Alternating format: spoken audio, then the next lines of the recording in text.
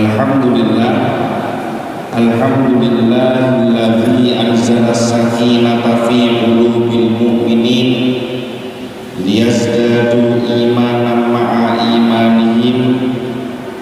Asyhadu an la ilaha illallah wahdahu la syarikalah wa asyhadu anna Muhammadan abduhu wa rasuluh la nabiyya wa la rasula ba'dah.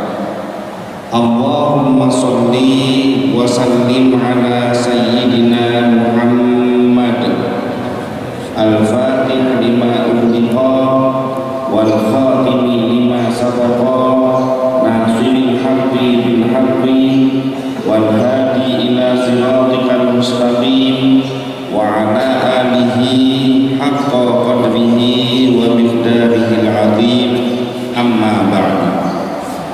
Kepada yang saya hormati dan yang saya muliakan, para alim ulama, para kiai, para ustadz, para guru ngaji, tokoh masyarakat, kepada yang saya hormati keluarga besar Masjid Agung Al-Ikhlas Kabupaten Ketapang, dan juga tak lupa kepada keluarga besar Suling. Hadirin hadirat rahimakumullah, mudah-mudahan perjumpaan kita pada pagi hari ini menjadi asbab terkabulnya semua hajat dan keinginan kita, terhapusnya semua dosa-dosa kita, dan kita termasuk di dalam golongan umat yang mendapatkan syafaat dari Nabi Muhammad SAW. Sebelum menyampaikan masalah tausiah, saya ingin memperkenalkan diri saya terlebih dahulu, karena ada pepatah mengatakan tak kenal maka pagi-pagi masih belum semangat. Perkenalkan, saya asli 100% ditanggung halal dari keturunan Cina, bukan Cina gado-gado. Tahu enggak Cina gado-gado? Cina gado-gado itu bapaknya Cina, ibunya Melayu. Bapaknya Jawa, ibunya Cina. Nah, kalau saya, bapak saya Cina, ibu saya Cina. Jadi saya 100% ditanggung halal Cina orisinil. Karena Cina orisinil, pada pagi hari ini ada satu perbedaan yang sangat mencolok antara saya dengan semua jamaah yang hadir. Ada yang tahu tidak apa bedanya? Urusan mata saya sipit kecil, tapi mata hadirin hadirat yang hadir pada pagi hari ini, masya Allah, bulat-bulat, lebar-lebar, ganteng-ganteng, cantik-cantik. Saya oleh kedua orang tua saya diberi nama Wi Chin Hai. Bagus atau jelek? Bagus, diselamatin nama ini. Tapi lebih bagus lagi setelah almarhum ayah saya masuk Islam, karena beliau asalnya agamanya Katolik, mama saya asalnya agamanya Katolik, masuk Islam pada tanggal 3 Maret tahun 1984. Yang mengislamkan adalah almarhum Kiai Haji Raden As'ad Syamsul Arifin, pengasuh Pondok Pesantren Salafiyah Syafi'iyah Sukoharjo Asam Bagus Situbondo, yang pada tahun 2017 kemarin mendapatkan gelar pahlawan nasional dari Presiden Republik Indonesia. Setelah almarhum bapak saya masuk Islam, beliau berusaha untuk menjalankan semua yang diajarkan di dalam ajaran agama Islam, termasuk di dalam urusan memberikan nama kepada anak. Saya oleh orang tua saya diberi nama Muhammad Nasrullah. Bagus atau jelek?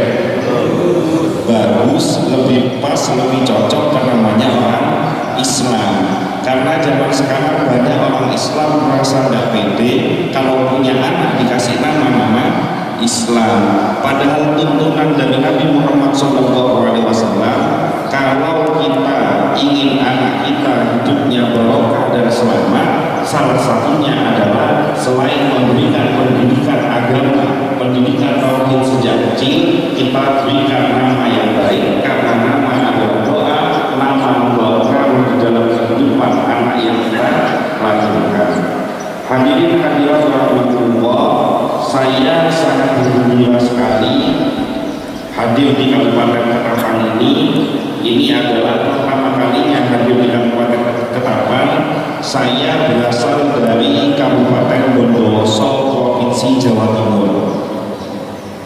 Yang membawa saya hadir ke Provinsi Kalimantan Barat adalah teman-teman dari PITI, yaitu Persatuan Islam Tionghoa Indonesia Kabupaten Singkawang.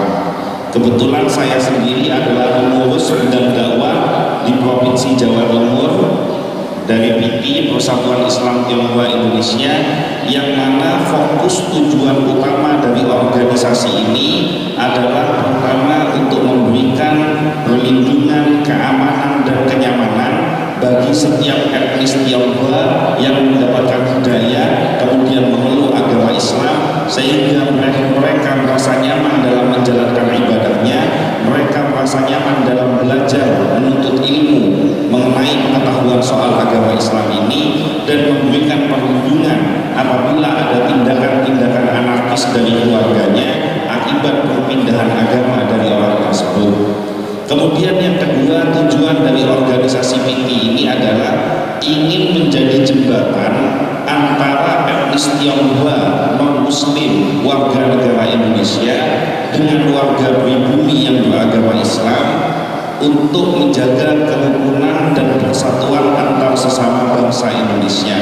Karena berapa kali terjadi di beberapa wilayah ketika terjadi ketegangan antara etnis Tionghoa yang non-muslim dengan orang-orang pribumi yang beragama Islam, maka PITI hadir untuk membangun kedamaian, membangun mediasi antara kedua belah pihak, sehingga terciptalah kerukunan antar sesama bangsa Indonesia. Ini kurang lebih sedikit informasi soal PITI yang mungkin Bapak dan Ibu sekalian baru tahu sekarang atau baru mengenal sekarang istilah PITI, Persatuan Islam Tionghoa Indonesia. Hadirin hadirat yang dimuliakan oleh Allah Subhanahu wa Ta'ala, hari ini saya menginjakkan kaki di Masjid Agung Al-Ikhlas. Ini termasuk nama yang sangat berat, dan kalau kita amalkan di dalam kehidupan kita sehari-hari, insya Allah kita akan menjadi manusia yang mulia, manusia yang akan selamat baik di dunia maupun di akhirat. Karena berbicara soal ikhlas, ikhlas ini berkaitan langsung dengan hati kita. Yang bisa menilai kita ikhlas atau tidak adalah Allah Subhanahu wa Ta'ala. Salah satu ciri-ciri ikhlas menurut Ibnu Athaillah As-Sakandari di dalam kitab Al-Hikam, bahwa apabila ada seseorang yang mengatakan bahwa dirinya telah ikhlas, maka sesungguhnya dia tidak ikhlas. Kalau dikatakan saya itu ikhlas membantu kamu, saya itu ikhlas bersedekah, saya itu ikhlas melakukan kebaikan, maka kalau kalimat saya ikhlas, saya ikhlas, saya ikhlas diucapkan berulang-ulang, maka setan akan masuk menggoda, sehingga karena kalimat saya ikhlas itu akhirnya dia menjadi tidak ikhlas. Kalau kita mempelajari Al-Quran, ada banyak sekali nama-nama surat di dalam Al-Quran yang ternyata disebutkan di dalam ayat yang ada di dalam surat tersebut. Contohnya surat Al-Falaq, Qul a'udzu birabbil falaq. Surat Al-Kafirun, Qul ya ayyuhal kafirun. Surat Al-Humazah, Wailul likulli humazatil lumazah. Tetapi surat Al-Ikhlas, 4 ayat yang terdapat di dalam surat Al-Ikhlas, tidak satu pun kata di 4 ayat tersebut yang terdapat kalimat ikhlas. Artinya surat Al-Ikhlas ini ingin mengajarkan kepada kita bahwa yang namanya ikhlas tidak perlu diucapkan dengan lisan, tapi tunjukkan dengan perbuatan. Maka dari perbuatan itu, hasil dari ikhlas yang ditimbulkan akan memberikan yang namanya barokah. Apa itu barokah? Barokah itu az-ziyadah wan nubuwah fi kulli khair, akan bertambah dan bertumbuh setiap kebaikan yang dilakukan di dalamnya. Contohnya tadi disampaikan pendiri Suling, siapa namanya? Haji Uti Konsen. Beliau sudah wafat. Tapi apa yang beliau rintis, apa yang beliau lakukan bisa kita rasakan saat ini di Kabupaten Ketapang. Saya dengar sudah puluhan tahun kegiatan subuh keliling ini dilakukan. Maka setiap perbuatan keikhlasan yang dilakukan oleh almarhum, tumbuhlah yang namanya barokah. Orangnya sudah wafat, tapi idenya, gagasannya, amaliyahnya yang dilakukan istiqomah ketika beliau hidup akhirnya dilanjutkan oleh kita semuanya yang saat ini menyelenggarakan sholat subuh berjamaah di masjid ini. Maka buah dari keikhlasan tersebut, setiap ada orang yang tergabung ikut di dalam komunitas suling, istiqomah menjaga ibadah sholat subuh berjamaah dengan berkeliling, maka pahala ini akan mengalir kepada beliau yang ikhlas membangun merintis kegiatan yang sangat mulia ini. Maka kalau kita saat ini berada di Masjid Al-Ikhlas, yang paling utama adalah belajarlah untuk menumbuhkan rasa ikhlas di dalam hati kita. Dan ikhlas yang paling hebat itu adalah ketika kita mampu mendoakan yang terbaik untuk orang-orang yang mendolimi kita. Ada orang yang menyakiti hati kita, ada orang yang mendolimi kita, kita doakan, ya Allah, ampunilah dosa orang-orang yang mendolimi aku, gabungkanlah dia bersama diriku sehingga bersama-sama bisa taat kepada Engkau. Maka kalau kita bisa istiqomah mendoakan orang-orang yang mendolimi kita, didoakan hal-hal yang baik, maka insya Allah nilai-nilai keikhlasan sudah mulai tertanam di dalam badan kita. Ini yang pertama. Yang kedua, di dalam Al-Quran surat Al-Ikhlas ini termasuk salah satu surat yang sangat spesial, karena surat Al-Ikhlas ini adalah penegasan utama tentang sifat jaisnya Allah, yaitu Allah itu adalah wahidun, Allah itu adalah esa, Allah itu adalah tunggal. Asbab penyebab turunnya surat Al-Ikhlas ini diterangkan bahwa ketika kaum kafir Quraisy meminta kepada Nabi Muhammad SAW untuk mendeskripsikan wujudnya Allah. Jadi diminta bahwa bagaimana bentuknya Allah, bagaimana bentuk rambutnya Allah, bagaimana bentuk matanya Allah, bagaimana bentuk wujud telinganya Allah, dan seterusnya. Maka ketika muncul pertanyaan-pertanyaan seperti ini, ditambah lagi ada ucapan-ucapan bahwa orang Yahudi Tuhannya adalah Uzair anaknya Allah, orang Nasrani Tuhannya adalah Nabi Isa putranya Allah, kemudian orang Majusi mengatakan bahwa Tuhannya adalah api dan lain sebagainya. Maka ayat ini turun sebagai penegasan yang paling utama bahwa di dalam akidahnya umat Islam, Allah Subhanahu wa Ta'ala dijelaskan sifat-sifatnya di dalam ayat ini. Jadi kurang lebih surat Al-Ikhlas ini adalah syarat kriteria untuk menjadi Tuhan. Jadi siapapun yang kepingin diangkat jadi Tuhan, maka harus memenuhi kriteria surat Al-Ikhlas. Kalau dia tidak memenuhi kriteria surat Al-Ikhlas, maka dia bukan Tuhan. Coba kita kaji dari ayat yang pertama, berbunyi Qul huwallahu ahad. Katakan bahwa Allah itu esa, Allah itu tunggal, Allah itu tidak berbilang. Ayat yang selanjutnya, Allahus somad. Allah itu adalah tempat bergantung segala sesuatu. Maka kalau di dalam ilmu hakikat, para orang-orang yang sedang menyelami ilmu hakikat, dia punya prinsip bahwa tidak ada yang ada di dunia ini kecuali atas kuasa Allah Subhanahu wa Ta'ala. Maka ketika hatinya ditanamkan dengan kalimat Allah, dia yakin bahwa apapun yang terjadi di muka bumi ini atas seizin Allah.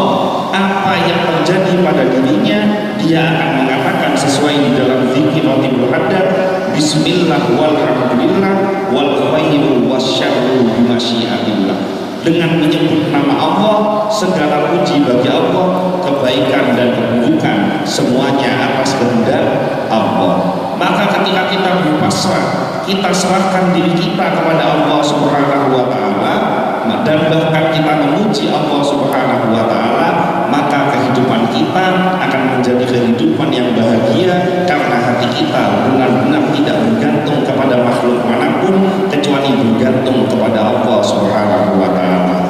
Salah satu ciri-ciri orang yang memang sudah benar-benar hatinya bergantung kepada Allah, pertama, dia tidak mudah digoyahkan di dalam kondisi apapun. Ketika dia senang, ketika dia mendapatkan nikmat, dia tidak gembira berlebihan, dan ketika dia mendapatkan musibah, dia tidak sedih berlebihan, karena dia punya keyakinan setiap yang terjadi di muka bumi ini semuanya pasti atas seizin Allah.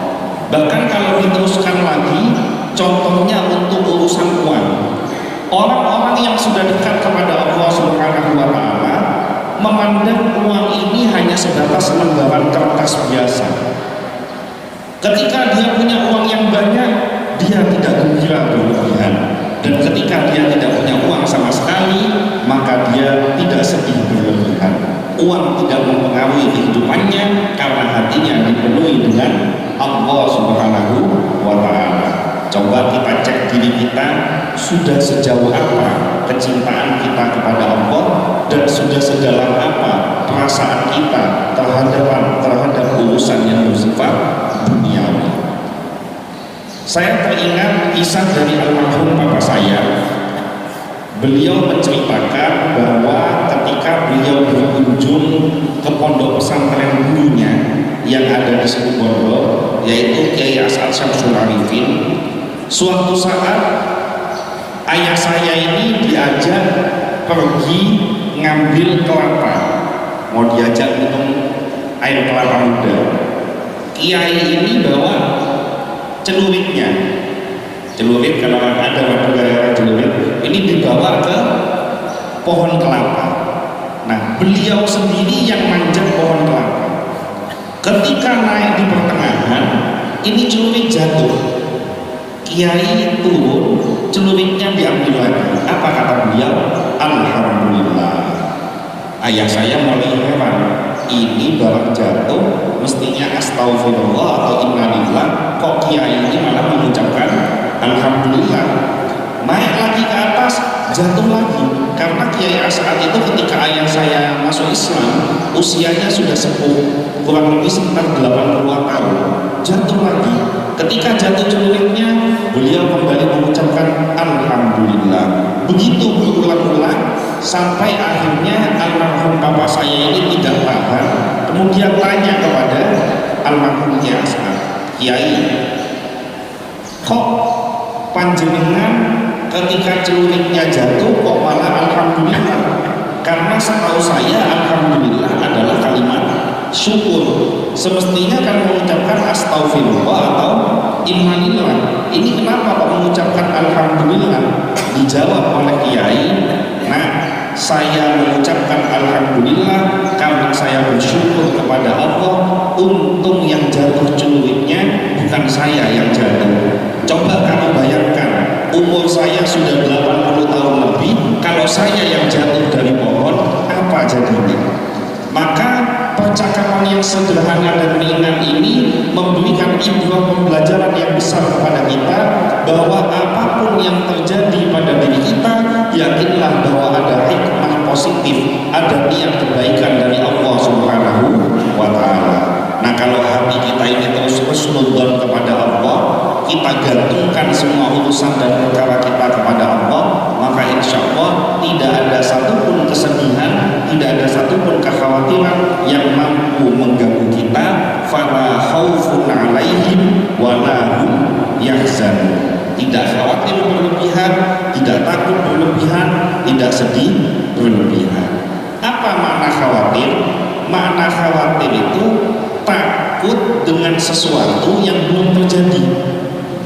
Takut tidak bisa bayar uang sekolah anak, takut tidak bisa menghidupi istri dan anak. Ketakutan-ketakutan yang dimunculkan ini adalah perbuatan dari setan yang membuat hati kita menjadi was-was. Kita khawatir dengan sesuatu yang belum pasti akan datang kepada diri kita. Sedih adalah suatu perasaan akibat sebuah kejadian yang sudah menimpa diri kita. Jatuh dari sepeda motor, hutang banyak nggak bisa bayar, dimaki-maki banyak orang, Ini sebuah kejadian-kejadian yang tidak mengenakan sehingga muncul yang namanya kesedihan. Nah, rasa sedih dan rasa khawatir ini tidak berlaku permanen kepada orang-orang yang menggantungkan semua urusannya kepada Allah Subhanahu wa Ta'ala.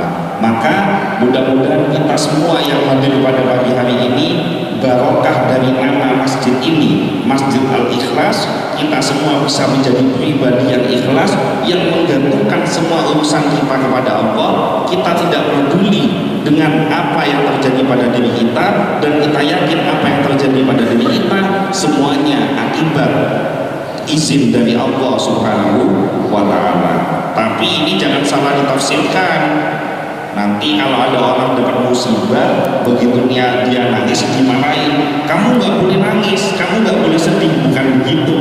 Yang dimaksud adalah jangan berlarut-larut di dalam kesedihan. Karena ketika Nabi Muhammad SAW, beliau punya putra namanya Ibrahim, wafat pada waktu masih bayi. Di dalam riwayat diterangkan ketika proses pemakaman, Rasulullah meneteskan air mata ketika bayinya dimakamkan karena wafat. Nah, kemudian beliau bersabda, menangisku saat ini bukan karena aku tidak ikhlas akan ketentuan Allah, tapi menangisku saat ini karena sebagai sifat manusiawiku bersedih kehilangan anak yang aku cintai. Maka boleh menangis. Nanti ada orang yang diuji nangis dimarahin, ini salah tafsir juga nanti. Karena belakangan banyak orang ngaji tapi dengarnya suka sepotong-sepotong, akhirnya diartikan dengan keliru dari maksud dan tujuan yang ingin disampaikan. Kita lanjutkan ayat yang berikutnya. Lam yalid wa lam yulad. Allah itu tidak beranak dan tidak diperanakan. Kenapa? Karena syarat untuk menjadi Tuhan itu ditegaskan di dalam ayat yang keempat, yaitu walam yakul lahu kufuwan ahad. Tidak ada satupun yang bisa sanggup menyamai dirinya. Kalau ada di muka bumi ini, ada yang bisa menyamai, ada yang bisa menyerupai, maka dia tidak masuk kriteria sebagai Tuhan. Kalau seandainya dikatakan Tuhan itu beranak, maka apa bedanya dengan manusia biasa, yang mana manusia juga bisa beranak? Kalau Tuhan itu punya orang tua, Tuhan itu diperanakan, maka apa bedanya dengan manusia biasa yang punya kedua orang tua? Makanya di dalam riwayat diterangkan, kenapa Nabi Muhammad SAW ketika masih kecil beliau mendapatkan ujian yang begitu luar biasa. Di dalam riwayat ada yang menerangkan usia 2 bulan, di dalam riwayat lain diterangkan usia 7 bulan. Rasulullah masih berada di dalam kandungan, ayahnya wafat. Diasuh oleh ibunya usia 6 tahun, ibunya wafat. Diasuh oleh kakeknya usia 8 tahun, kakeknya wafat. Kenapa kok waktu kecil beliau ditinggalkan oleh orang-orang yang dicintai? Menurut para ulama diterangkan tujuan utamanya adalah supaya sifat manusiawi dari Nabi Muhammad SAW, yang mana normalnya seorang manusia akan bergantung kepada kedua orang tuanya, akan bergantung kepada kakek dan neneknya. Maka ketika Allah takdirkan ayahnya wafat, ibunya wafat, kakeknya wafat, beliau tidak ada tempat untuk berkeluh kesah, beliau tidak ada tempat untuk bermohon atau mengeluh selain kepada Allah Subhanahu wa Ta'ala. Maka terjadilah kebiasaan ketika beliau setelah menikah, beliau senang berkhulwat di Gua Hira, beliau menyepi, beliau bermunajat kepada Allah Subhanahu wa Ta'ala, yang akhirnya menjadi asbab diangkatnya beliau menjadi nabi dan rasul akhir zaman, khatamul anbiya wal mursalin. Maka kalau kita menggantungkan diri kita kepada Allah, kita harus punya keyakinan bahwa Allah itu tidak serupa dengan makhluk yang manapun. Sekarang ini kan banyak yang mengatakan bahwa Allah itu bisa diimajinasikan. Dikatakan bahwa Ar-Rahmanu 'alal 'arsy istawa. Allah itu singgasananya ada di atas. Berarti kalau gitu Allah itu berdiam diri di atas. Ini hati-hati. Karena akidah semacam ini bisa membuat hati kita meleset. Siapapun yang ketika matanya dipejamkan, kemudian dia bisa membayangkan bentuknya Allah, dia bisa membayangkan bentuk wajah, kulit dan lain sebagainya, maka yang ada di dalam bayangannya itu bukan Allah. Karena Allah itu tidak bisa dibayangkan oleh akal sehat manusia. Tidak sampai pikiran kita untuk mengetahui wujudnya Allah. Diceritakan di dalam peristiwa Bani Israel, ketika Bani Israel diminta untuk beriman kepada Allah, menerima kitab Taurat, apa kata Bani Israel? Lan nu'mina laka hatta nara hajaratan. Aku tidak akan beriman kepada kamu, hai Musa, kecuali aku bisa melihat wujudnya Allah secara terang-terangan. Apa yang terjadi? Allah menunjukkan kekuasaannya. Fa'akhadhathumus sha'iqatu wa antum tanzurun. Semuanya dikasih petir, satu persatu mengalami kematian. Oleh Allah dibuat matinya tidak sekaligus, karena diceritakan ada 70 orang di dalam kitab tafsir yang terjadi dalam peristiwa ini. Tidak dimatikan 70 orang ini semuanya, tapi oleh Allah dimatikan satu persatu, sementara yang masih hidup bisa melihat bagaimana kekuasaan Allah membunuh teman-teman yang ada di kalangan mereka. Setelah semuanya mati, Allah tunjukkan kekuasaannya lagi, dihidupkan kembali yang sudah mati tadi, sehingga yang awalnya mereka tidak yakin kepada Allah dilihat satu persatu orang-orang yang dihidupkan atas kuasa Allah. Maka ini menunjukkan bahwa kekuasaan Allah benar adanya, dan kita sebagai manusia tidak mampu untuk mengimajinasikan, untuk melihat, untuk membayangkan bagaimana wujudnya Allah. Maka kalau orang mengaji soal masalah ihsan itu dikatakan anta'budallaha ka'annaka tarahu fa illam takun tarahu fa innahu yaraka. Ini hati-hati menafsirkan. Jangan menafsirkan bahwa seolah-olah beribadahlah kamu kepada Allah seolah-olah kamu dapat melihat Allah. Maknanya bukan melihat wujudnya Allah, tapi merasakan keberadaan dan zatnya Allah. Kalau ini tidak bisa merasakan keberadaan Allah, nafas yang kita hirup ini adalah wujud dari kekuasaan Allah. Mata yang bisa, apa istilah Jawanya, melek, istilah sini apa, mata yang bisa buka, berkedip, mata yang bisa berkedip itu menunjukkan kekuasaan Allah.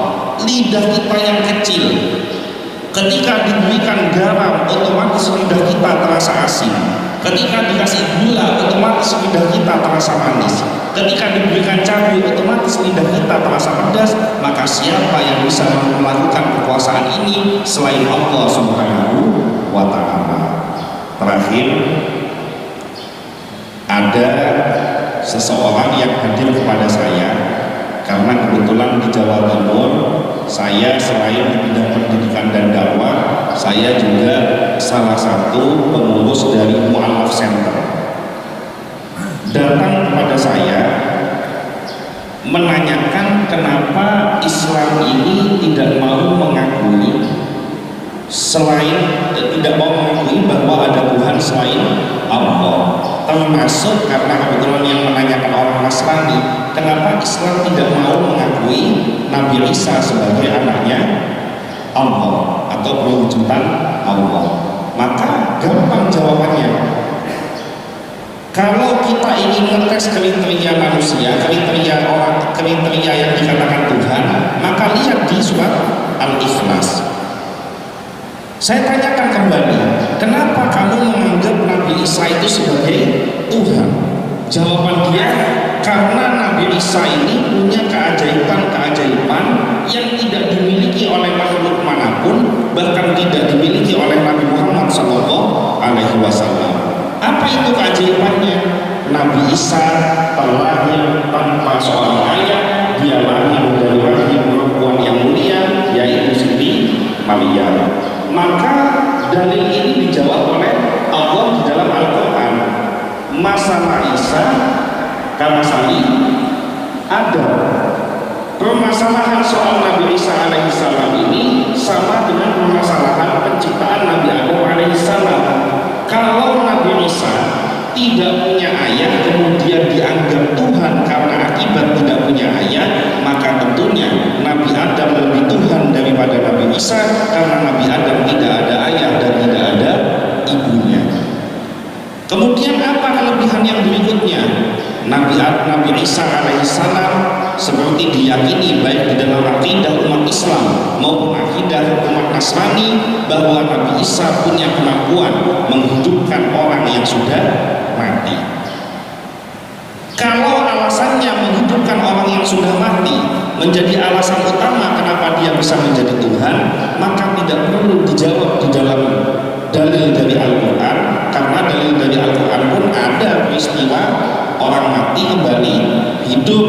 Contohnya pada zaman Nabi Musa alaihissalam, di mana terjadi pembunuhan, kemudian Nabi Musa memerintahkan untuk menyembelih sapi betina yang diabadikan di dalam surat Al-Baqarah. Yang sapi betina ini ketika sudah ada ditempelkan kepada yang sudah meninggal, yang meninggal ini kembali hidup untuk memberikan kesaksian siapa yang membunuhnya.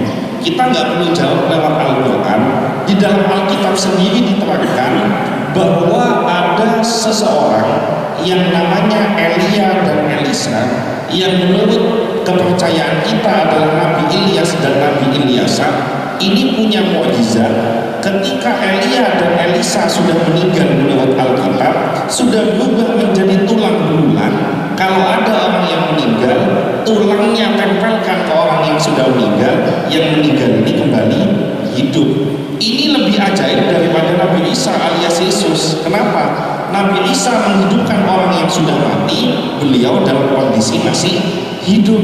Sementara Elia dan Elisa menghidupkan orang yang sudah mati, Elia dan Elisanya sudah menjadi tulang belulang. Ini kan lebih sakti, tulangnya ditempelkan bisa hidup. Maka kita sebagai umat Islam, kita mengimani bahwa apa yang ada pada diri Nabi Isa, keajaiban-keajaiban yang terjadi pada diri Nabi Isa, kita mengimani karena tidak seiman kita sebagai umat Islam kalau kita tidak mengimani kenabian dan kerasulan dari Nabi Isa alaihissalam. Kita imani bahwa Nabi Isa itu terlahir dengan kekuasaan Allah tanpa seorang ayah. Kita imani bahwa Nabi Isa itu mampu menghidupkan orang yang sudah mati atas seizin Allah. Kita imani bahwa Nabi Isa mampu menyembuhkan penyakit-penyakit permanen, sakit dari lahir atas seizin Allah. Tapi kalau kita disuruh mengimani bahwa Nabi Isa adalah Allah, tentunya ini tidak bisa kita imani karena tidak sesuai dengan kriteria yang disampaikan di dalam surat Al-Ikhlas, bahwa lam yalid wa lam yulad wa lam yakul lahu kufuwan ahad. Mudah-mudahan kita semuanya istiqomah, kita semuanya istiqomah menjaga keikhlasan kita istiqomah menjalankan apa yang diperintahkan oleh Nabi SAW. Terakhir sebelum saya tutup, karena masjid ini namanya Al-Ikhlas, saya pernah membaca hadis Nabi Muhammad SAW yang diriwayatkan oleh Imam Ahmad bin Hanbal. Siapa yang membaca surat Al-Ikhlas 1 hari 10 kali, istiqomah setiap hari tidak pernah ditinggalkan, terserah habis zuhur, habis asar, pokoknya 1 hari itu dibaca 10 kali, maka yang pertama, Allah akan membangunkan istana yang megah di surga untuk orang yang istiqomah membaca Al-Ikhlas 1 hari 10 kali. Yang kedua, orang yang hatinya keras, orang yang hatinya susah mendapatkan hidayah, susah mendengarkan nasihat, maka bacakan surat Al-Ikhlas secara rutin kepada orang tersebut. Diniatkan pahala dari surat Al-Ikhlas ini diberikan kepada orang yang kita maksud, maka insya Allah mudah-mudahan orang tersebut akan dilembutkan hatinya oleh Allah, akan mendapatkan hidayah dari Allah. Yang terakhir, orang yang lazim membaca Al-Ikhlas setiap hari minimal 10 kali, maka insya Allah akan dijamin rizkinya oleh Allah. Semua kehidupannya, semua urusan perkara dan masalahnya langsung mendapatkan pertolongan dari Allah, wasilah dari pembaca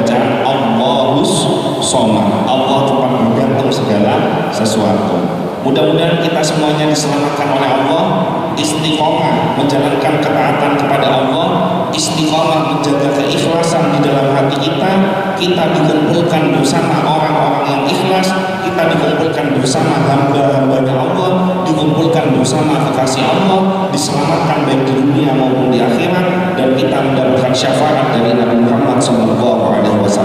Al-Fatihah. Alhamdulillahirabbil alamin. Iyyaka na'budu wa iyyaka nasta'in. Shiratal mustaqim, shiratal ladzina an'amta 'alaihim ghairil maghdubi 'alaihim waladdallin. Amin. Al-Fatihah yang selanjutnya saya minta keikhlasan dari seluruh jamaah yang hadir pada pagi hari ini. Saat ini saya sedang dalam perjuangan membangun pondok pesantren di Bondowoso. Nama pondok pesantrennya Insan Kamil. Mudah-mudahan barokah Al-Fatihah dari semua jamaah yang hadir pada pagi hari ini menjadi penyebab dikabulkan oleh Allah pembangunan pondok pesantren tersebut, bangunannya segera berdiri dan bisa mencetak generasi yang mensiarkan akidah Ahlussunnah wal Jamaah, mensiarkan kalimat tauhid, mensiarkan sunnah Nabi Muhammad SAW. Al-Fatihah. Iya,